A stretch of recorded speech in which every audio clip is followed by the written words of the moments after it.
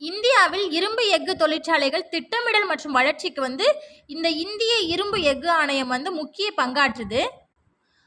நாக்பூரை தலைமையிடமாக கொண்டு இயங்கி வரக்கூடிய இந்திய மாங்கனீசு தாது நிறுவனம் 50% மாங்கனீசை உற்பத்தி செஞ்சு உலக சந்த மதிப்பீட்டில் முதன்மையானதாக நம்மளோட இந்தியாவை சேர்ந்த நாக்பூர் திகழ்ந்துட்டு இருக்கு. அடுத்ததாக தாமிர நிறுவனம், இந்துஸ்தான் தாமிர நிறுவனம் இந்திய அரசால் நிர்வகிக்கப்படக்கூடிய இந்திய சுரங்கத்துறை அமைச்சகத்தின் கீழ் இயங்கக்கூடிய பொதுத்துறை நிறுவனமாக இருக்கு. அடுத்ததான் நால்கோ என்று அழைக்கப்படக்கூடிய அலுமினிய நிறுவனம் 1981 தொடங்கப்பட்டிருக்கு. இதோட மையங்கள் எங்கே இருக்குது அப்படின்னா ஒடிசா மாநிலத்தில் அஞ்சுல் அப்படிங்கிற இடத்துல, டாமன்கிற இடத்துல, சோடி அப்படிங்கிற இடங்களில் இருக்குது. இதை இந்திய சுரங்கத்துறை அமைச்சகத்தின் கீழே தான் 1981 ஆண்டுலேருந்து பொதுத்துறை நிறுவனமாக உருவாக்கப்பட்டிருக்கு. இந்திய அரசால் நிர்வகிக்கப்படக்கூடிய இந்திய நிலக்கரி நிறுவனம் மேற்கு வங்காளத்தில் இருக்கக்கூடிய கொல்கத்தாவை தலைமையிடமாக கொண்டு செயல்பட்டு வருது. இது